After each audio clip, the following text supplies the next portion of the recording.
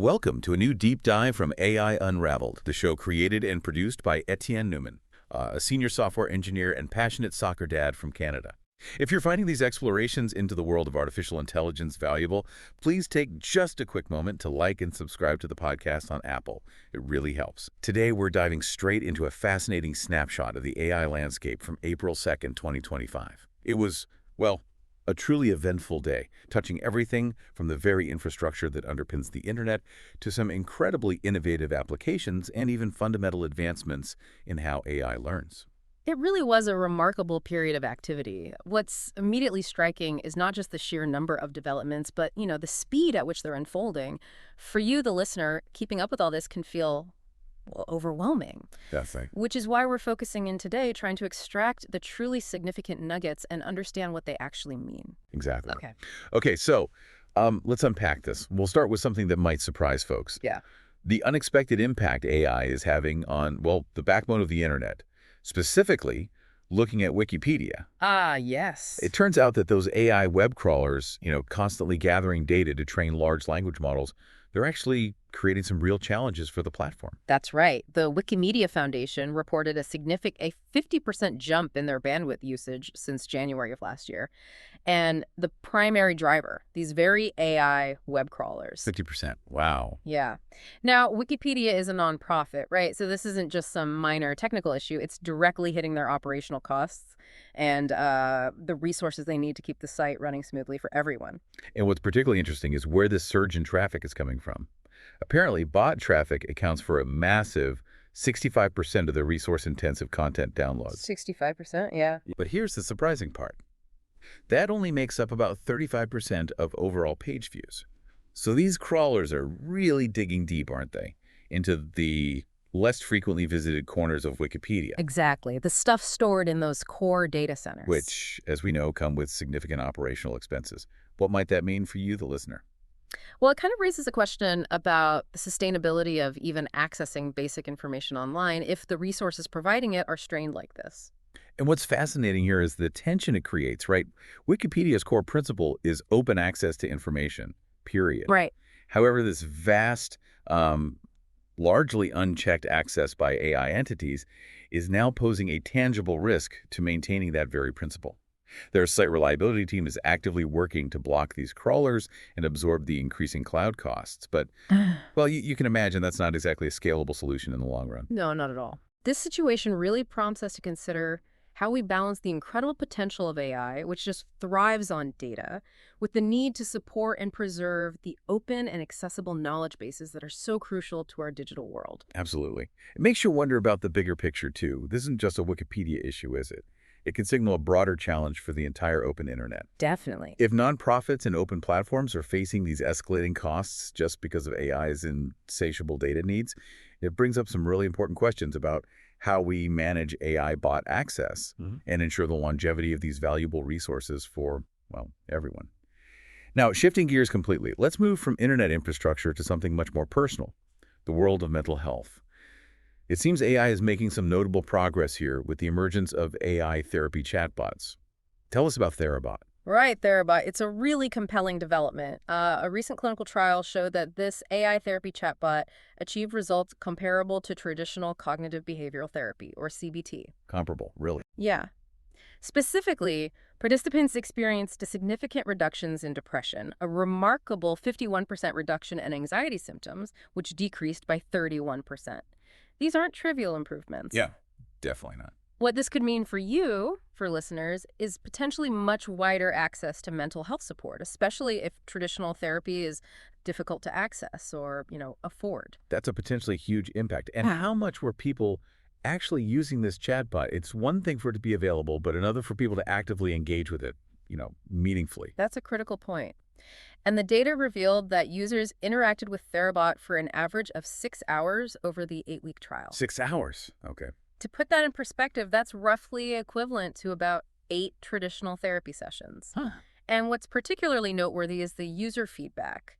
They reported high levels of trust in the chatbot and a strong sense of therapeutic alliance, which, as you know, is a key factor in therapy effectiveness. That's crucial. Some users even felt they formed meaningful connections with Therabot, communicating openly and regularly even without specific prompts sometimes. That's quite a testament to the advancements in these AI systems. It really opens up the possibility of AI-driven mental health support reaching a much larger population, particularly in areas where access to traditional therapy is limited. These scalable solutions could be a real game changer in addressing global mental health challenges. Precisely. Of course, as someone considering such a tool, you might wonder about, well, the potential downsides of forming such a bond with an AI, right? Are there risks of over-reliance or maybe a lack of genuine human connection that you should be aware of? Yeah. These are important considerations as this tech evolves. Absolutely. Ethical considerations and the need for human oversight will remain crucial, but the potential benefits for you and many others are substantial. Okay, now let's talk about a name that's practically synonymous with the current AI surge. OpenAI and their flagship product, ChatGPT. The growth figures they've been reporting are just, well, astonishing. They certainly are. As of April 2nd, 2025, ChatGPT boasted an incredible 400 million weekly active users. 400 million weekly. Weekly. That's a 33% increase since just December, and their total weekly user base hit a staggering 500 million. It just underscores the widespread integration of this technology into so many different parts of our lives now. And it's not just user numbers rocketing. Their revenue is also on a rapid climb. A 30% surge in just 3 months brought their monthly revenue to approximately $415 million. Wow. It seems those premium subscriptions, especially that $200 a month Pro plan, are really driving that growth. Yeah. What this tells you, I think, is that people are finding real value in these advanced AI tools and are willing to pay for enhanced capabilities. Absolutely. And Sam Altman himself mentioned that the recent launch of their 4.0 model led to a phenomenal 1 million signups in a single hour. An hour, good grief. That kind of rapid adoption is just unprecedented. It's also important to see this growth in the context of their recent financial activities. They just completed a new $40 billion funding round, pushing their valuation to a massive $300 billion, even while reportedly operating at a loss. This highlights the immense confidence investors have in their long-term potential and the transformative power of this technology for, well, you and the wider world. And in a move that might address some concerns, OpenAI also announced they will be launching their first open weights model since GPT-2. Now, when they talk about an open weights model, what that basically means for you, the listener, and the broader AI community is that the underlying code and parameters of the model will be publicly available. Which is a big deal. Yeah, it's a big deal because it allows other researchers and developers, not just OpenAI, to study it, build upon it, potentially improve the technology, fostering more widespread innovation.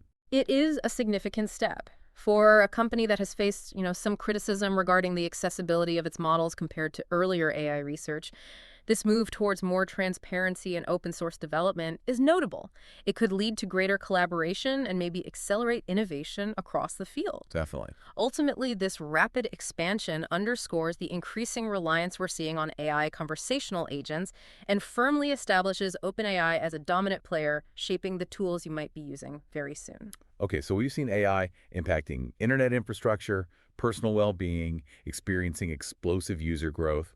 And let's look at some of the more innovative and creative applications. One that really caught my eye is NotebookLM's new AI-powered mind maps tool. Oh, yeah. That sounds interesting. As someone who often gets buried in research papers, the idea of AI turning all that into a visual mind map that you can actually interact with, Yeah. well, that sounds incredibly helpful. It really does offer a powerful new way to handle information.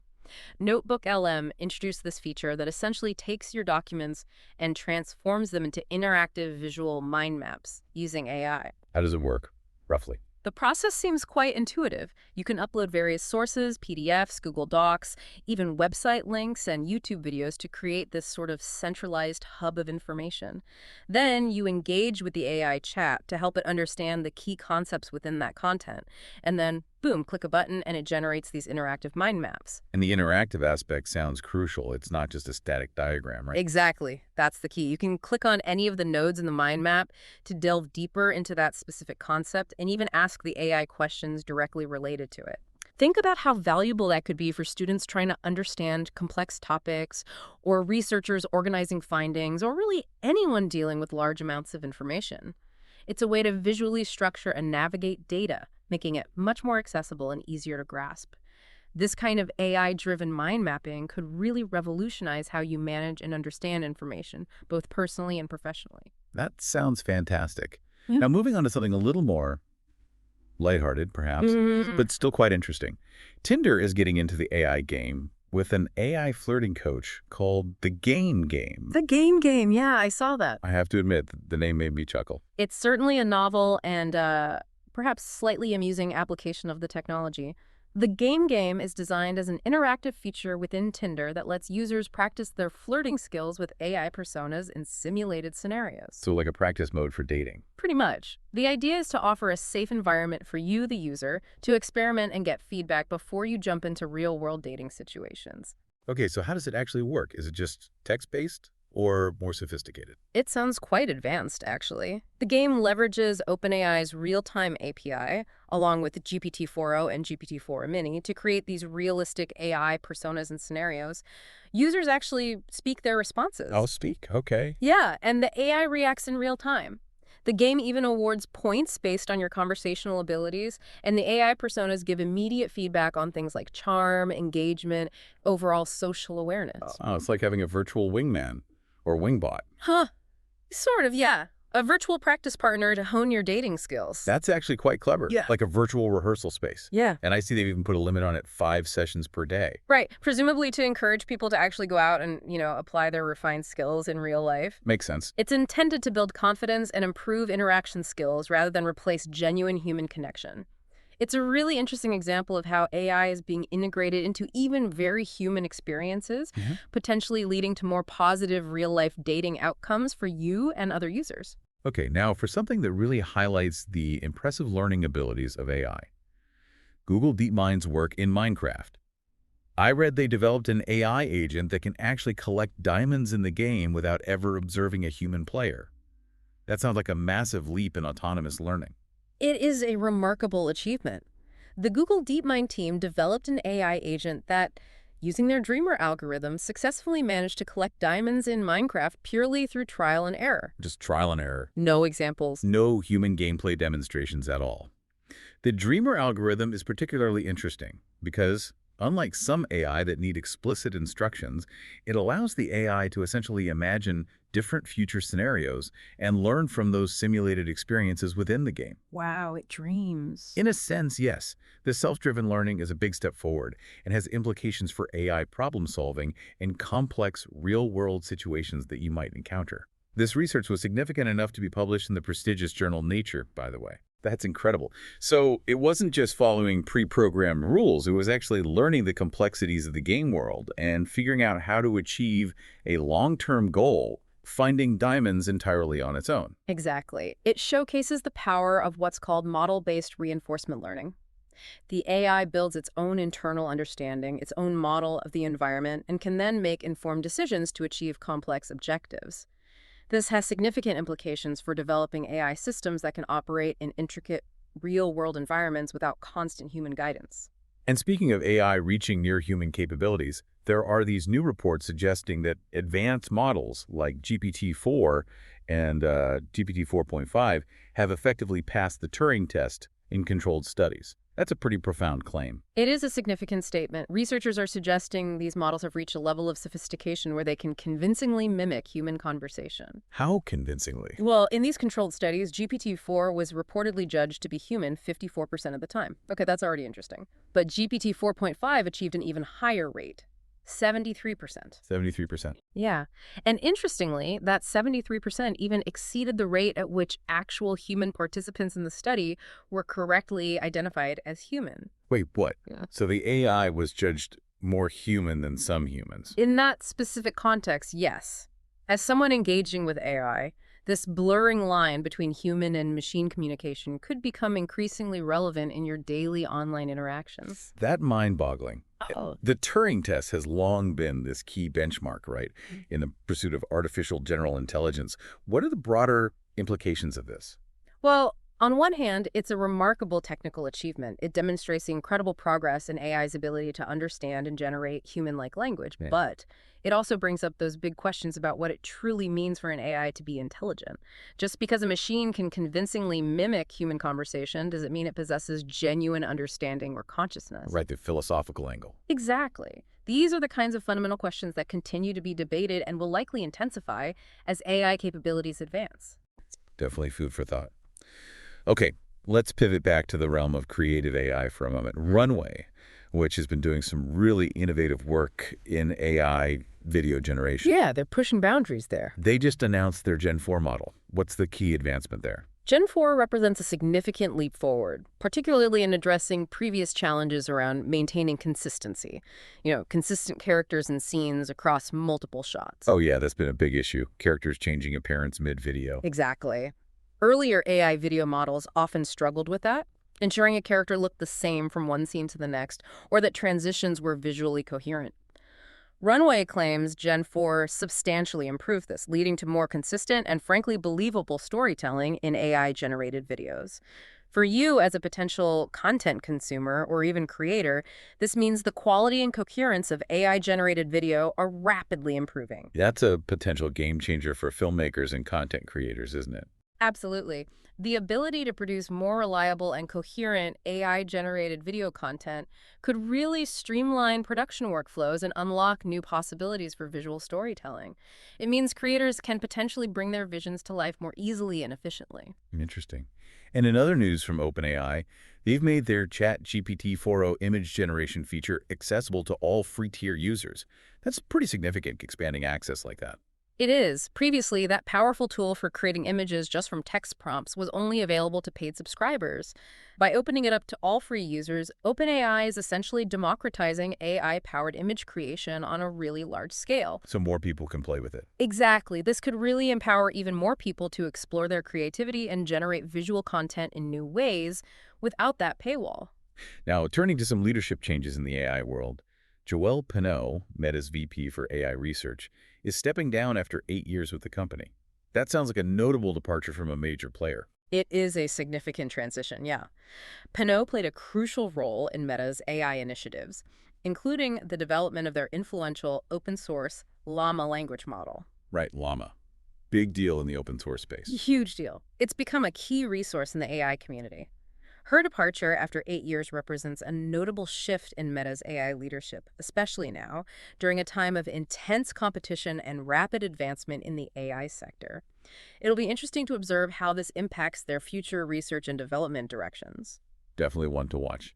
And in somewhat different news, it looks like the nonprofit organization NaNoWriMo. Oh, National Novel Writing Month? Yeah, known for its annual novel writing challenge, is closing down after over 2 decades. That's Yeah. kind of sad for the writing community, isn't it? Yes, it's a significant development. NaNoWriMo has been such a vital platform for encouraging creativity and fostering collaboration among aspiring novelists for so many years. How? Reports mention financial difficulties, but also some controversies, including their stance on AI-assisted writing and content moderation issues. It seems like a combination of factors. But the closure of such a long-standing organization really highlights the challenges that nonprofits can face, adapting to evolving technological and social landscapes. It certainly does. Okay, rounding out our snapshot of AI news from April 2nd, 2025. There were a few other notable happenings. We've touched on OpenAI making 4 image generation free and Joelle Pineau's departure from Meta. Right. But also on that day, Alibaba reportedly planned to release their Qwen 3 flagship model this month. That's after launching 3 other models in just the preceding week. Wow, the pace there is incredible. It really illustrates the rapid pace of AI development globally. The competition in the large language model arena is truly global and incredibly dynamic. And Sam Altman himself noted that OpenAI is currently experiencing GPU shortages. Ah, the GPU crunch. Yeah, which could lead to potential delays in product releases and maybe slower service as they work to secure more computational resources. This just underscores the immense demand for the processing power needed to train and run these advanced AI models. It impacts the entire field. It's a critical infrastructure bottleneck for the entire AI industry as it continues to expand, definitely. We also saw that Meta researchers introduced Mocha, an AI model designed to generate realistic talking character animations just from speech and text inputs. Right, more progress in creating lifelike digital avatars. And Minimax released Speech02, a new text-to-speech model capable of generating ultra-realistic audio in over 30 languages. The advancements in both visual and auditory AI are just happening at an astonishing rate, constantly shaping the way you might interact with technology in the future. Absolutely. Now, speaking of mastering complex information and staying ahead in a rapidly evolving landscape like AI, I want to tell you about the Djamgatech app created by our very own Etienne Newman. This AI-powered app is designed to help anyone master and ace over 50 in-demand certifications in fields like cloud, finance, cybersecurity, healthcare, and business. It's a fantastic resource if you're looking to deepen your knowledge and gain valuable credentials. You can find the app links in the show notes.